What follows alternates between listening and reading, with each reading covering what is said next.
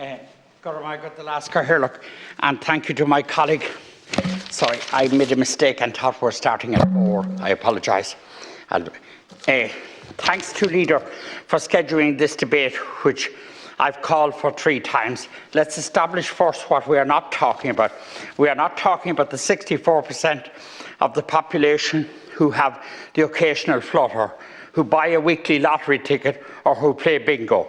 We are talking about the more than 29% who gamble in a problem way, defined as gambling to a level that compromises, disrupts or damages family, personal or recreational pursuits. The 2019 Interdepartment report on regulation found that problem gambling can be associated with a range of harms, including higher risk of psychiatric disorders, alcohol and drug measures, physical and mental health issues, separation and divorce, unemployment and insolvency. All of us know people on whom the scourge of gambling addiction has visited devastation and harm. If you want a real insight into gambling with an amazing read, a riveting read, is Tony 10, written by Tony O'Brien, who was himself an addict, and Declan Lynch from the Sunday Independent, chronicling Tony's decline into the abyss from a good, secure job, good family, and a minuscule first outing on a bet.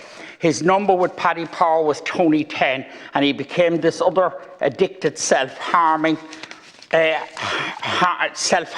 being. A systematic review of the 16 studies of education intervention found that we need education basically, but we also need limit setting, a maximum amount of time or money that could be personally spent. And I would personally think 100 a day, but that can be debated. Only debit cards and not, as the National Lottery are doing now, and not normal credit cards. We also, of course, having stated the problem, we must look at solutions. And as per the programme for government, we need a well-resourced, well-powered gambling regulator. We must be put in place alongside a gambling control bill. Then we will need actions, including the following: educational programmes, videos for young people in schools, etc.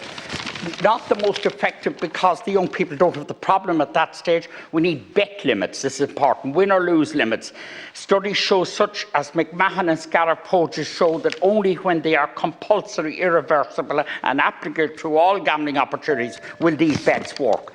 Pop-up messages on the centre of the phone, in the middle of the phone, about time spent and losses on the middle of the screen. Messages setting out the probability of winning and losing.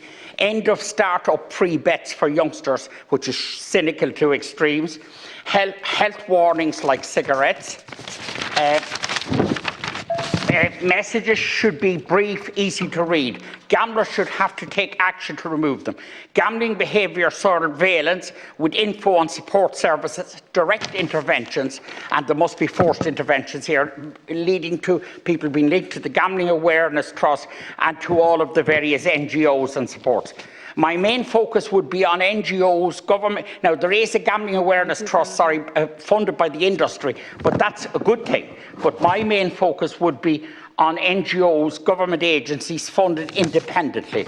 And thank you very much for the indulgence, and I'm sorry that I was late, but I really consider this an extraordinary serious human issue, and the devastation that compulsive and addictive gambling has visited on many of our friends and many of our neighbours and people we all know is enough to say that we as legislators have to address it urgently and bring in the gambling control bill and bring in the gambling regulator. Thank you.